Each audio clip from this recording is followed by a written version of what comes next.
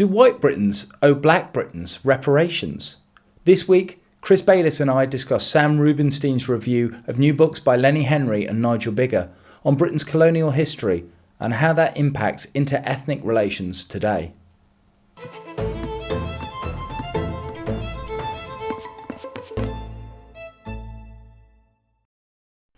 Hello and welcome to The Critic. Sir Lenny Henry has a new number, £18.62 trillion.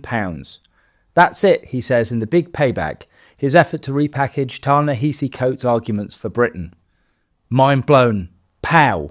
He wants it in pound coins so he can swim in it like Scrooge McDuck. At 70% packing efficiency, that would fill about 13,000 Olympic pools. In fact, £18.62 trillion is a lower bound. That's just the sum owed to the Caribbean, but black people in Britain, Henry argues, deserve reparations too. That's a quote from a book review by Sam Rubinstein. He's reviewing Lenny Henry's new book, The Big Payback, as well as Nigel Biggar's new book, Reparations. I'm joined today by Chris Bayliss. Chris, how do we end up in a situation where Lenny Henry, who has spent most of his career arguing, pointing out that he is actually British, is arguing now for the economic immiseration of his fellow countrymen? Well, there's nothing really surprising about it, is there? I mean, it's exactly the sort of thing that you'd expect to happen in Britain in the current year. Reparations is one of those ideas. It's been rattling around for a few years now. And like a lot of these ideas, it's sort of nobody took it seriously, which meant that people were free to bandy it about without worrying about it too much. And it became this sort of almost a pose. I think when David Lammy, who I think was the first mainstream British politician to suggest it. In Britain, certainly. Yeah, a few years ago. It was sort of, a lot of people said, well, maybe he doesn't really mean it, but he's raising awareness of blah, blah, blah, blah, blah. I mean, it's such a ridiculous idea. Why not have a comedian talking about it? And in any case, obviously we've long since sort of given anybody in the performing arts, celebrities and whatever, that kind of moral stature to apply on them, and we treat them as oracles. So, and that is such a weird trend that has suddenly developed in, I think, obviously, generally this century. I think it's yeah, but in particular, I think in the last, let's say, 10 years, I think celebrities are having more influence on public policy than they did before. I'm thinking Idris Elba will probably get his knife ban in, I think. I don't think Lenny Henry is going to get reparations in. And if reparations do come in, it's not going to be him that did it. But I'm thinking of Assisted Dying as well, and Esther Rantzen. And where has that... I don't know why it suddenly developed. I think the Romans had the right idea about actors and actresses. Social level as gladiators and prostitutes. It's just that it's the hollowing out of the general realm of public thought in Britain. We don't have public intellectuals. Yeah, we've never had public intellectuals really in the way. Well, we have, but nothing along the lines of to the extent to which countries like France, for example, have had it. So you're left with who else is going to articulate that kind of thing? Politicians and journalists, and for very good reason, nobody likes them. And in any case, I mean, you can joke about Lenny Henry, but to be honest, I wouldn't take him massively less seriously than the average MP these days. Yeah, that's probably true. So why not? Jamming on both their houses, I think. Yeah. So why not? And I mean, if it hadn't have come from Lenny Henry, I mean, it's Lenny Henry's doing it because he's reasonably enough sort of trying to stay relevant, and he's getting to the stage of his life where he wants to contribute something that he feels is more serious to public life than his comedy, which has been, as far as I'm aware, fairly quiet for the last few years anyway. Yeah, I think so. Yeah. So I mean, I wouldn't necessarily go too hard on Lenny Henry personally about it. I mean, all sorts of supposedly serious institutions and individuals have been pushing this idea. I heard, what was that statistic that we were discussing earlier? So all three candidates for the Commonwealth Secretary General position in the last election, and there were, I think, two from Africa. I think person who won it, I think, might have been the Foreign Secretary of Gambia before. I think she's the first African to hold the position. But all three candidates had said on public record that they believed in reparations. And I think it would be absolutely de rigueur in any West African and Caribbean country. And to be honest, I think that unless you were somebody of preternatural intellectual self-confidence, it's a sort of thing that you'd be hard pressed to find anyone in a university department sort of willing to sort of publicly come out against it. It's gone from being an idea on the fringes that sort of felt completely impossible, and people could therefore come out with that without sort of risking too much. And suddenly, lo and behold, it's become a credible thing for people to say that they agree with, at least in principle. I think it's worth just stopping to dwell on why it is such a ridiculous idea. Mm-hmm. First of all, the idea of compensation should be to make somebody good for a loss that they've sustained. There is nobody alive that I can really think of who is descended from somebody who was captured and taken into slavery, who is worse off economically as a result of that having happened to their ancestors. The average incomes in the New World countries where those people were taken, including the Caribbean islands, is substantially higher than any of the West African countries where those people came from. Sorry, just to touch on that, I think that's one of the things Sam pulls out about Nigel Biggar's book, Reparations. Is he makes the point in that basically through the wends and weaves of history, there's no possible way that you are actually delivering to people who are materially worse off as a result of slavery, because you can't possibly judge that single act to have been responsible for their current economic conditions. And you can't possibly play the historical counterfactual. Yeah, and it's quite obvious when you think about the average African American. I believe the statistic is that they're wealthier than the average British person of any ethnicity. Yeah. And even in, I suppose the only country that you could really look at and question, is it meaningfully any better off than a West African country, is possibly Haiti. But even then, I don't know the figure off the top of my head, but it wouldn't surprise me if Haiti's medium GDP per capita GDP normal, sort of normal for Africa, normal for West Africa. Secondly, then you've got the question, the other.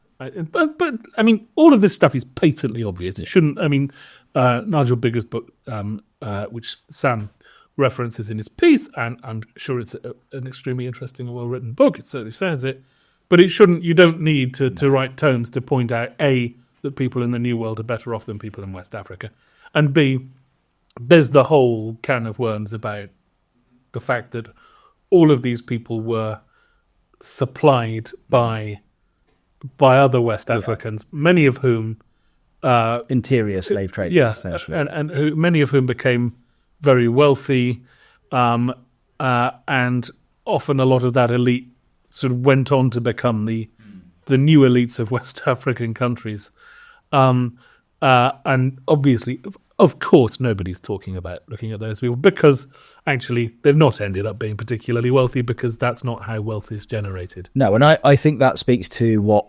reparatory justice, which is what they call it, I think is actually about. It's never been about righting historical wrongs. It's about reallocating power, money, and resources in the here and now. Well, I think partially. I think there's definitely a school of thought that thinks here's a great big pile of money, and I want some of it, and it really is as simple as that. And I mean, and certainly the Caribbean countries, they're no fools. They've seen the ways in which Western countries in general, but especially Britain, are open to that kind of thing. I think in terms of inexplicably self-damaging policies relating to the legacy of colonialism, obviously we've got the Chagos as the most recent thing where we're paying billions of pounds to a country to effectively to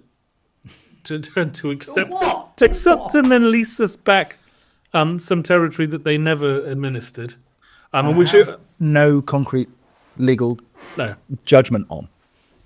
Because the judgment, I believe, is advisory. It's advisory, and it's clearly it's also nakedly political. There were various countries that voted with the Mauritians for the Mauritian claim there in that court, and it's a political decision. It's not a. And I think the Mauritians, were incredibly lucky because they came up against the Conservatives, who entertained it. I am still a party representative. We entertained it way more than we should have done. And the process was started, I think, by them basically pigeonholing Liz Truss at a event. And obviously she had no idea what they were talking about. Pigeonholing her, and that was the start of discussions. It went on for much longer than it should. And then Cameron, when he came back in as Foreign Secretary, completely shut it down. And so... But they're incredibly lucky that after all that, they then, in Starmer's government, have a government that is so uniquely married to processes and also so spineless. And actually, wedded to process, spineless, but also so principally in favour of reparatory justice that... Basically, they would naturally cave. And it's not just Lammy. I think Herma has also said he is in favour of reparations. Well, I think you've got an element. Firstly, there's an element of tribalism kicking on, where almost anybody on the left thinks that that's the sort of thing that they should advocate for as a matter of principle, because that's the left-wing position on it. Where in earlier, certainly, I mean, if this was coming up under, I can't imagine that the new Labour government's having any truck with this at all, because there was that instinctive in their gut knowledge. This is clearly against the national interest, and we of all people cannot be seen to be taking that lightly. Didn't Blair, after we handed back Hong Kong, say we should lose no more territory now? This is it. I don't know, but that sounds that to Jonathan Powell, ironically. That is interesting, but I mean, at that point there weren't really obvious further places. I mean, the Falklands was. Clearly, anybody of that generation knew that couldn't be looked back on. Although he was willing to, the Blair governments were pushing an accommodation with the Spanish on Gibraltar, and it was only because the government in Gibraltar launched a referendum in which 97, which they weren't, I believe, they weren't authorised to hold by the British government. Really, I didn't know that. Yeah, and it was this sort of little war, well, not a physical war, but a political war erupted between the then Chief Minister of Gibraltar, and who was, like most of Gibraltar's chief ministers, was a figure of the centre left, and the acting Governor General at the time, or Governor, who represented the government's interests, and the British government were pushing accommodation with Spain, and eventually without authorisation, the Gibraltar government held a referendum. This was, I believe, it's something like 2004, during the New Labour era, and 97% of people voted staunchly against that. I find it fascinating how many of these little kind of possessions, how many of them are so passionate about remaining British. It was almost whittled away by attrition, because anywhere you had to be really committed to avoid the axe from the old colonial department. There were various places that weren't really ready for it. I think had you held a plebiscite in Kenya, as was, I suspect that an awful lot of there was a lot of resistance to independence at that point. To some extent, places like the Trucial States. And arguably Burma, where it was really to do with local elite dynamics and the fact that or favouring other countries in the region. The Indians wanted us out of Burma after they were independent. I think in the case of Burma, I think they would have voted to stay part of the empire because they were worried about the Chinese influence. Particularly, depends when you're looking, but yeah. Yeah, I mean, if you'd offered it kind of post-war, but obviously the Malayan emergency kicks off as soon as the war ends. And there's a brief period of peace where they get them to hand their weapons back, but it doesn't last very long. And I think that the local Malays, as they were there, the local Malayan elite were so hostile to any potential Chinese influence. And you're right, the demographic pressure, I think they almost certainly would have voted to remain part of the British Empire. Although the Malays definitely wanted the British out, the Malay leadership, but but as an alternative to compared to Chinese communists. Of course, the only way we won the Malayan Nation was by promising independence at the end of it. Yeah, no, exactly. But you had, I think there were an awful lot of. So you get to a point when the last mainland colony that became independent. Well, I don't know whether Zimbabwe or Belize was the last. I couldn't tell you. But anyway, you end up with a situation where the only places that are left are places that are really determined to stick it out. Generally, usually because of some hostile other pressure, whether that was Argentina or Spain or China, and Hong Kong's a case in point on that. But we've digressed away from the Chagos there and that situation. I don't think that. I really don't think that the new Labour governments would have considered this. But by now, you've had this complete change in the nature of Labour politics and centre-left politics, where an awful lot of people will just nod along with it because that's the view that people on their team are supposed to take. And it takes sort of people that have actually thought about it, which doesn't include. And I genuinely think that there's a serious vulnerability while Labour remain in power that they will entertain this idea. And obviously, Lammy's book looks at it's sort of talking about £18.65 trillion, which they put as not Lammy's book, Lenny Henry. Lenny Henry's book, which they put as a lower bound there. Now, obviously, that's sort of several times higher than the UK's whole GDP. But it wouldn't surprise me if we start signing up to entertaining discussions, and that's how it started with Chagos, where we start putting a number on things. So I think that has already happened at one of the latest meetings of the Commonwealth. I wrote about this a while ago. Lammy, who was then Foreign Sec, had meetings with members of the Commonwealth, and I think there was a push towards non-financial reparations. I think there's a queasiness about actual cash payments, but that is probably less opposition in principle and more opposition in practice because of what it will look like politically and also the rampant corruption in these countries. Yeah, not just in those countries as well. But obviously, and as Lenny Henry said in his book, they're not looking at just reparations to the Caribbean countries. Presumably there's going to be looking at reparations to the payments to the African countries as well, but also they're starting to look at the black community in Britain. Could you, just out of interest, could you think of a worse policy for racial relations in this country? Don't challenge the. I'm sure they could, but you've got, and it comes down to. I think there's another really interesting question to be asked about in-group self-perception of various ethnic minorities in Britain. Obviously, I've talked and written about sort of the growing confidence and assertiveness of the Pakistani communities politically in Britain.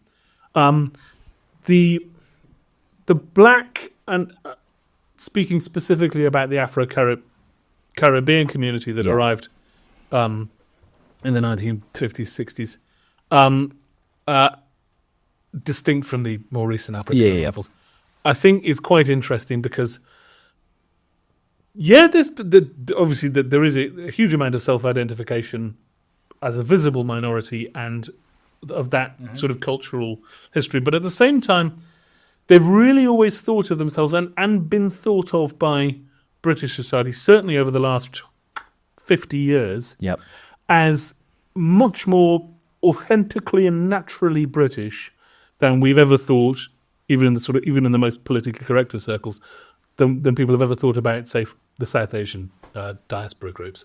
And I think that's because of what are in reality some fairly superficial cultural similarities.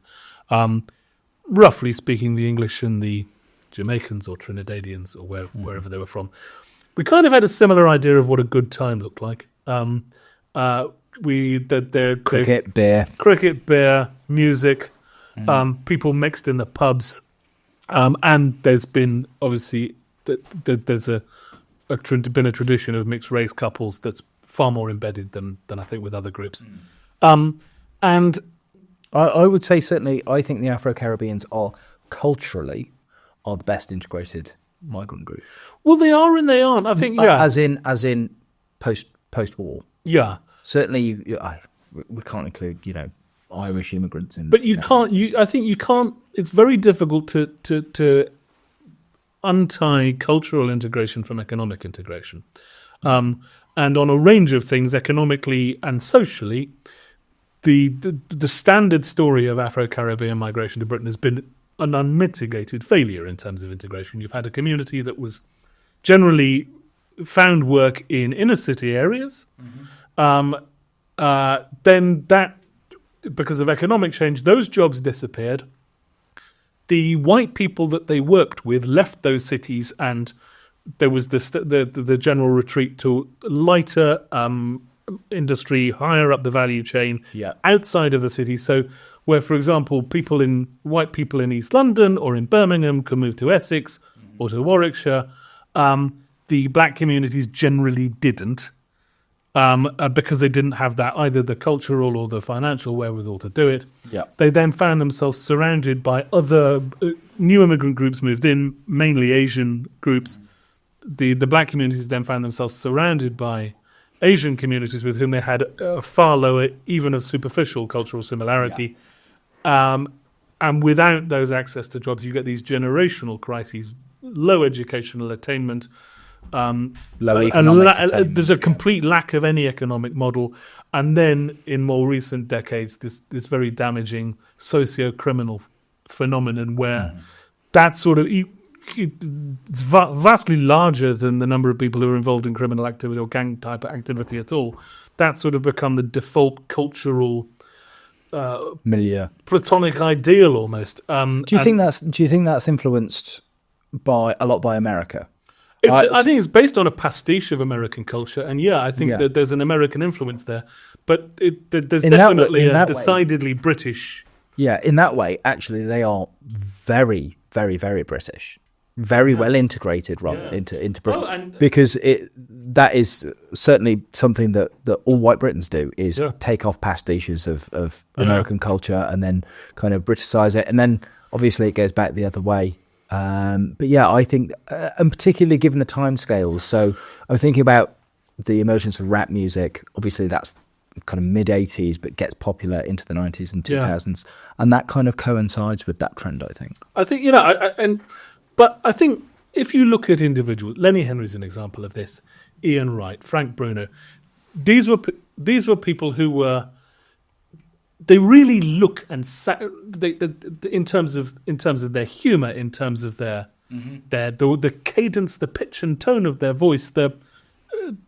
Very innately, there's something very, very British about them in the way that you just don't see with other ethnic minority groups, and that's why it's really interesting now to see. As a function of numbers, right? I'm not sure. I think they have come from a culturally much more closer host nation or source nation, but I also think it's because the numbers were so small. Basically, they integrated a lot better than later groups which came in much bigger numbers. There's and also there isn't you don't have the kind of clan-based family. Yes, that's true. Family structure that you have, including with sort of groups coming from Nigeria or Somalia, and it means that people are more individual, more autonomous, which I think does aid integration and cultural integration. But you get these people that you need to take a very narrowly sort of ethnic conception of national identity to turn around and say somebody like Ian Wright isn't British. And you get I think Ian Wright's come out in favour of reparations. Is he written about this? I don't know about Ian Wright. I don't know. Anyway, but you get certainly somebody like Lenny Henry. And I don't think people would have... I think a decade ago, 15 years ago, this would have been considered remarkable for those people to divide them, to take a position that sort of divided Black Caribbean British people themselves from the rest of the population, to say, actually, we're entitled to something and that you have to pay for it. That is quite... And I think it really does... It's evidence of the complete breakdown of multicultural... Yes. Yeah. And the multicultural conception, it's just gone now. Yeah. Again, I come back, I say this all the time on this podcast, and listeners will be getting bored of it. I am very sorry. That Lee Kuan Yew quote, in an ethnically mixed society, all political loyalties devolve into the ethnicity. It does mean all. It affects groups that are... or it affects host groups as well. And in this case, it has affected Afro-Caribbeans. And I think in the same way that, you can see essentially Reform as a kind of neo-communal white party. It's not explicitly a white party, but I think you can see it as a neo-communal party. I think this is a function of the same trend. Essentially, you're having to see more overt in-group preference expressed by groups that previously have not done so. I mean, again, talking about the integration of Afro-Caribbeans, you are right. They are for a population that's arriving, they have a much closer in-group preference than the groups we've had recently. And again, they don't have the numbers to exercise those in-group preferences. But there's a substantial cultural cachet there. But I think what's interesting with, if you're looking, I'm talking electorally here, and the Lee Kuan Yew quote was, I think he was talking about that really. He was talking far more broadly, but I think electorally it was an issue in Singapore and about sort of politics, party politics, splintering down ethnic lines, which we're seeing now in the UK. With groups like, for example, the Pakistani diaspora, because of that clan-based extended family kinship system, The Biradari network. The Biradaris, that is a great platform for building political organisations, Particularly at local level, where the votes count for more because there's a lower turnout. Absolutely. With other groups, there are organic networks, whether it's the trade union movement, whether it's things like that, whether it's religious groups. It's difficult to see. It's harder to imagine in the context of the British Afro-Caribbeans whether there will be a parallel kind of political organisation for them, or that they will build. There's a lot of institutions, sort of organisations, and some of which are quite substantially funded, but often it's completely inauthentic. It's astroturfed, and it's built by sort of the Quaker groups or well-meaning white left. Brought to you by Big Oat. But nothing really that looks both credible and Organic. and organic. There was that group of people that sort of wore military-style uniforms and berets, and the leader got shot in the head. Yeah, I know who you mean. But I can't remember what the name of that organisation was. And obviously, that's not a political organisation, or certainly a democratic political organisation. But yeah, it's really interesting to see how that dynamic will manifest itself beyond the idea that it really does. I mean, for somebody like Lenny Henry, he's the poster child of. Well, in his youth, in the 1990s, he was the pin-up of multicultural Britain. His famous joke, of course, is that I can't remember when this was, but he said something like Enoch Powell wants to offer me £1,000 to go back to go back home, which is great because it's only 20p on the bus back to Dudley. And I think a generation of people thought very fondly of Lenny Henry and his the sort of bitter post-colonial academics can sort of write about him being this unthreatening archetype that sort of black masculinity and whatever. Actually, but I think people did genuinely find him funny, and he was, yes, he they was, did. He was somebody that. But I think a lot of these people we're speaking about as well, like Ian Wright, Lenny Henry. The other one I bring in is probably Frank Bruno. It is a very post-racial thing that we don't like them because they're black. Yeah. They are just a British sporting hero, a British comedian that people find funny. And there's that famous clip of which doesn't exist anymore. No. Well, it's an interest because someone like I go back to Ian Wright. There's that lovely clip of him being introduced, of him meeting an old school teacher. I thought he was dead. I thought he was dead. It is genuinely a touching clip. Oh gosh, it brings a lump to the throat. But what I love about it is the way when he turns around and sees this guy, his instinctive he's wearing I can't remember, was it a Baker Boy cap, and he instinctively takes his hat off. Yeah, it's a Baker Boy cap. Yeah. But that it's when I sort of say that the very English mannerisms, which I think are sort of, if anything, now in parts of London you hear white kids sort of affecting a multicultural vernacular English. Yeah, MLE.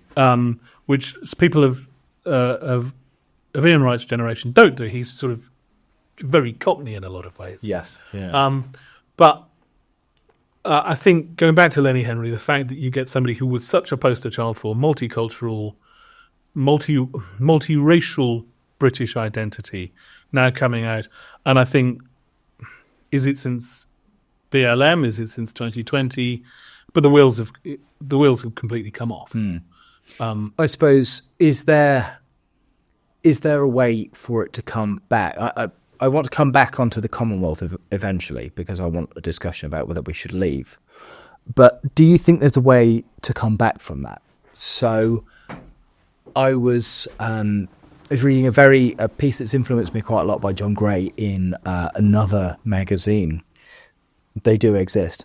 About why he's no longer a post-liberal. So presumably some kind of post-liberal. No, he has gone back. I don't think you truly become a post-liberal until you cease to become a post-liberal. Yeah,